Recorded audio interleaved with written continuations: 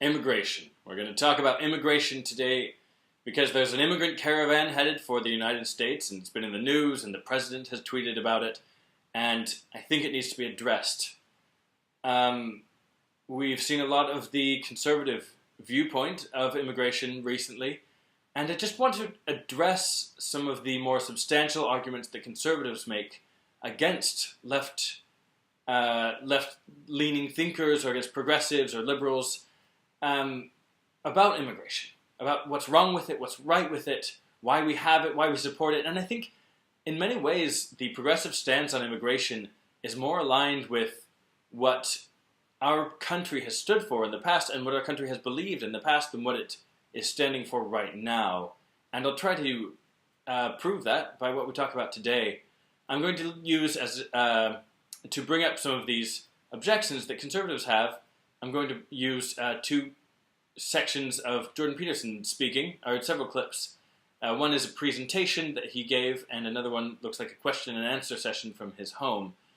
And so we're going to start with a presentation in which he's talking about borders. Borders are reasonable. How about that?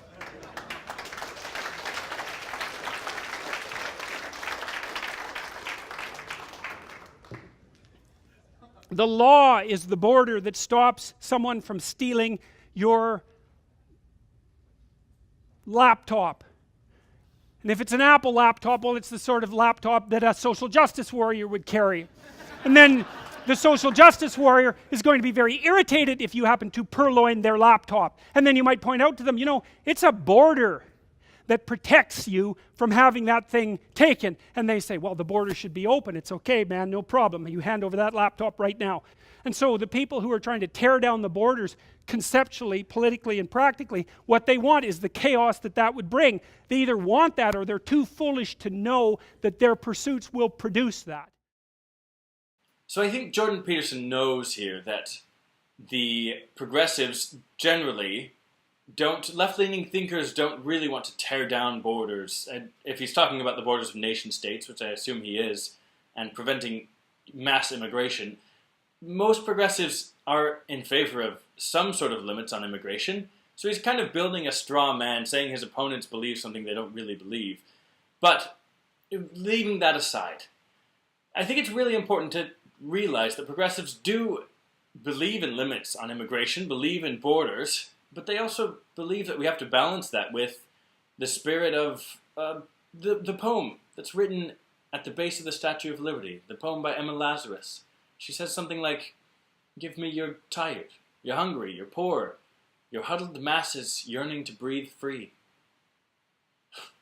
I mean, that's what the United States, and to some degree, the entire West, has stood for centuries. That those who are oppressed by their own countries or communities can find freedom here. And our borders should be not merely places that keep people out, but that let people that need that hope in. Limits on immigration are also reasonable. Well, we need to figure out what those limits are, and that's what the bloody political dialogue is for. But the fact that it should be limited to some degree is also reasonable. Otherwise, why not just open the borders and let everybody come in? Well, the reason you don't do that is because a complex system cannot tolerate extensive transformation over too short a period of time. Now, you want immigrants to come in, especially if they're the sorts of immigrants who are likely to contribute properly to the success of your polity. But that doesn't mean that we have our arms are open to everyone immigration policy, because it's complete rubbish. All that means is you're not thinking about it. Well, we already established that I don't know a single progressive who wants to open all the borders and allow mass immigration. But leaving that aside, Peterson's argument that complex systems can't change too fast, or they fall apart, they go into chaos, and mass immigration would be a massive change to a complex system, I think that's true. That's essentially the argument, the only really good argument I think you can use against against opening your borders. And so we do need to preserve the polity in that way. But let's use the United States as an example. It's my country, so it's easiest for me. the percent of people in the United States who are foreign-born is essentially the same as it was in the late 1800s, when we had large amounts of immigration, but people who were ultimately integrated very well into the United States and into our political life. It's about 15% right now. If we keep up the same rate of immigration that we have right now, keep around 15% of the population foreign-born, then we can integrate these people into our polity. It's not impossible. We've done it before. And we have a further opportunity with the current wave of immigration, which is primarily non-ethnically white. Many people from South America, as well as from other parts of the world. We have the opportunity in the United States to become the first successful multi-ethnic republic.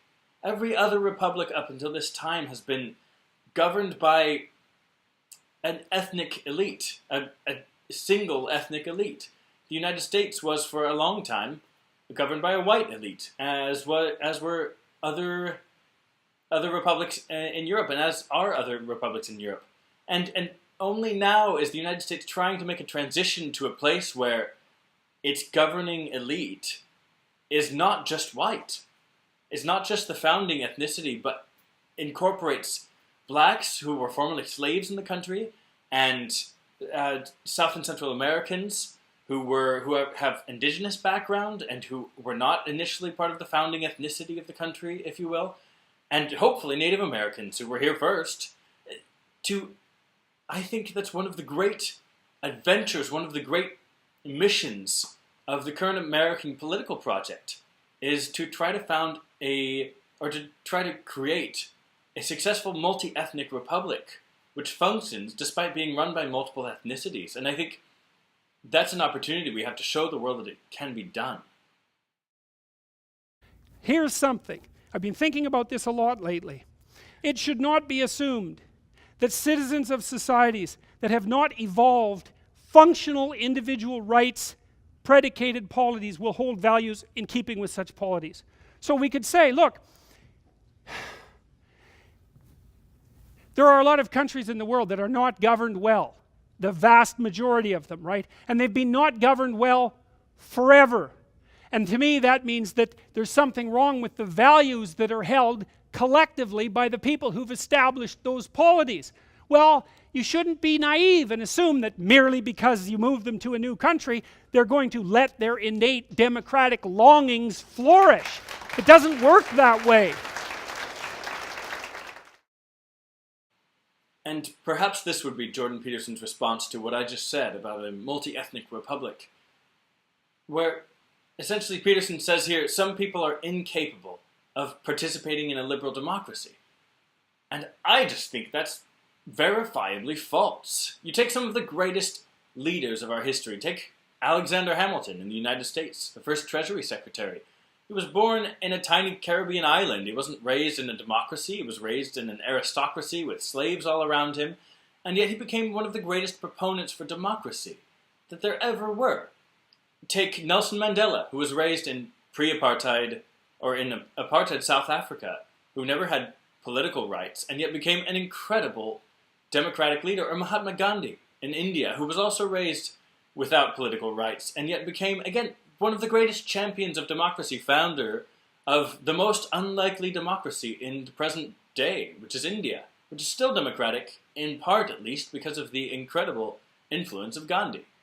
Or take even more recent, current political figures. Elaine Chao, currently Secretary of Transportation, I believe, in the United States, was born in Taiwan. And Taiwan at that time was raised there, at least for a time. And Taiwan at that time was a dictatorship, essentially. There was not democracy in any meaningful sense. And yet she came here, grew up to some degree in the United States, and then became a champion of democracy. Ted Cruz, Marco Rubio, both children of Cuban immigrants who grew up in democracy, perhaps prior to Castro, but a very loose sense of democracy, authoritarian, sort of non-functioning liberal democracy. They're great Republicans, Democrats, whatever you call them. They're great members of a liberal democracy.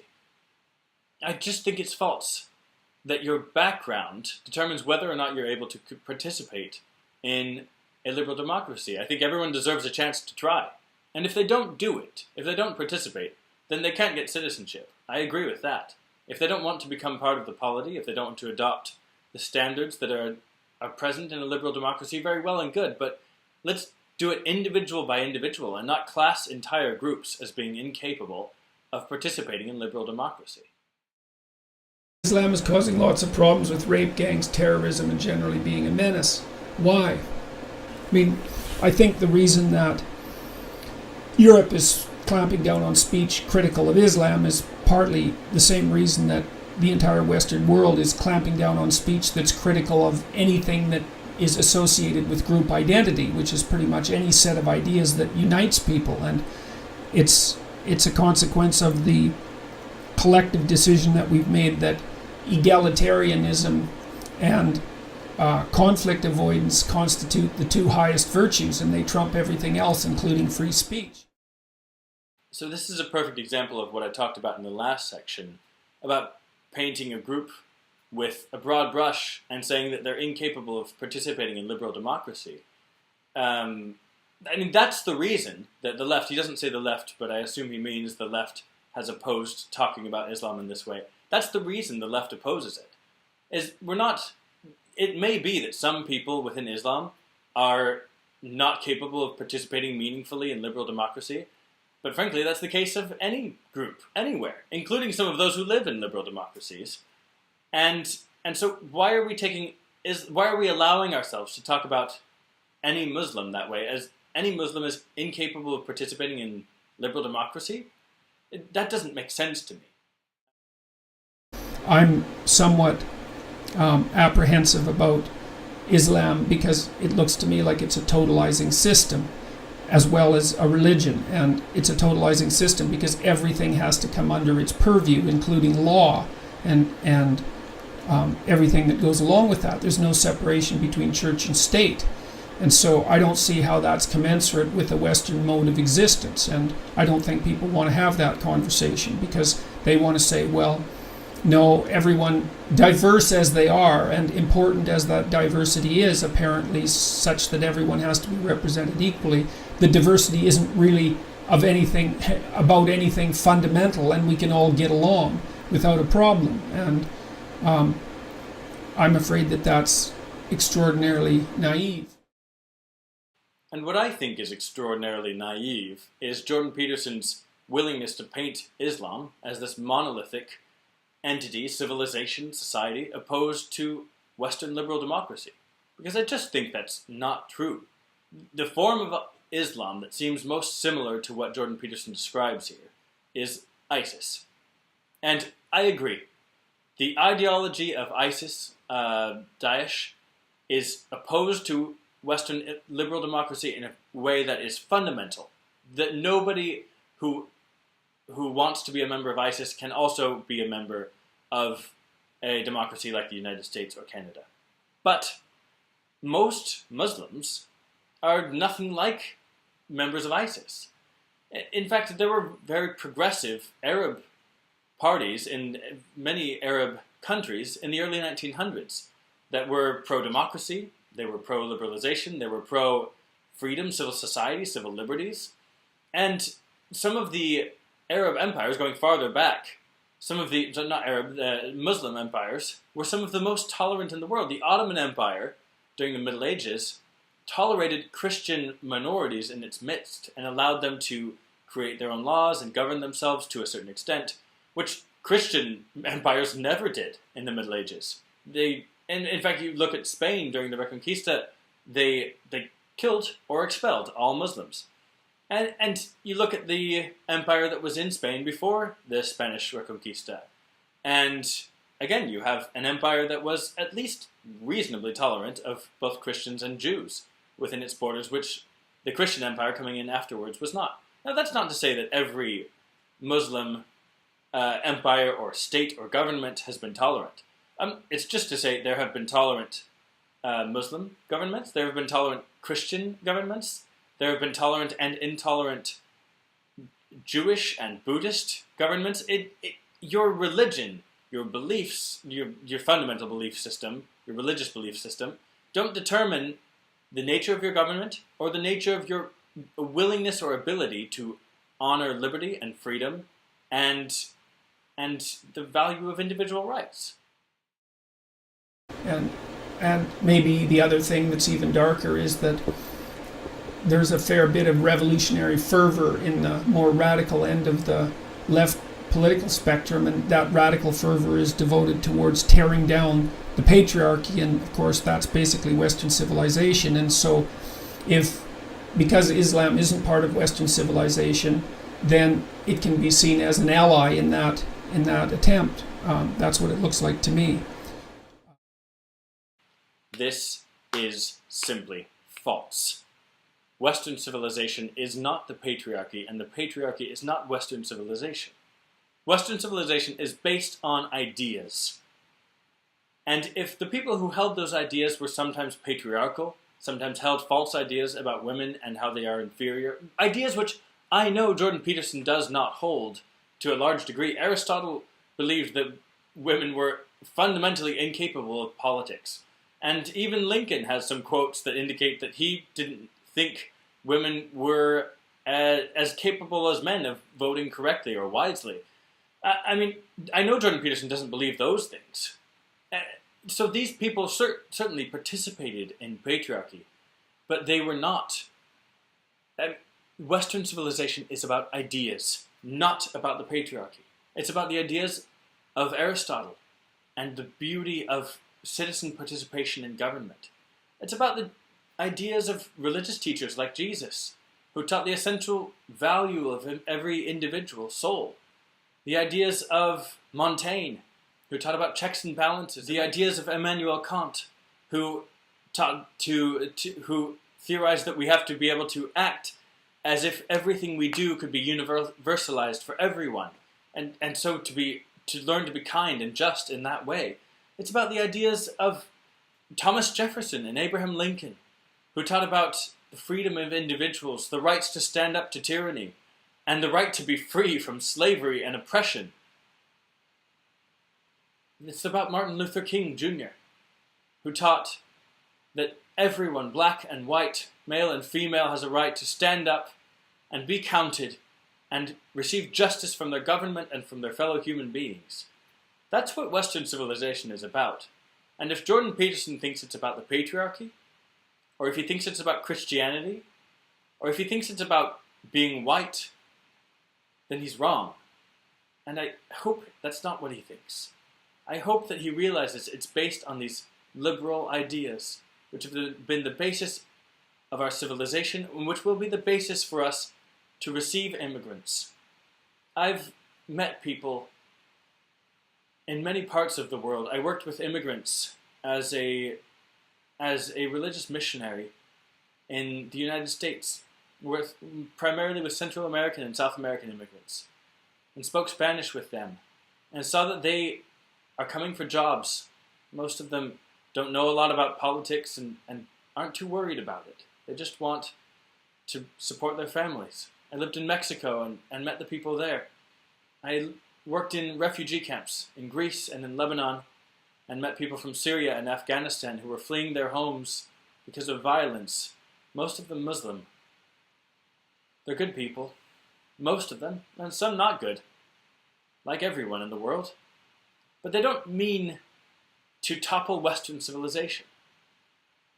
They may not be integrated into liberal democracies because most of them haven't lived in entirely liberal democracies in the form that we have it in the United States and Canada and other places, but they're willing to, they want to be part of it. If we can open our doors, as the poem at the bottom of the Statue of Liberty says, to the tired and the hungry and the poor and the huddled masses yearning to breathe free, we can stand for something more than just borders and anti-Islam. Perhaps we can stand for freedom and justice. And that's what I want to stand for, and I hope that's what Jordan Peterson wants to stand for too.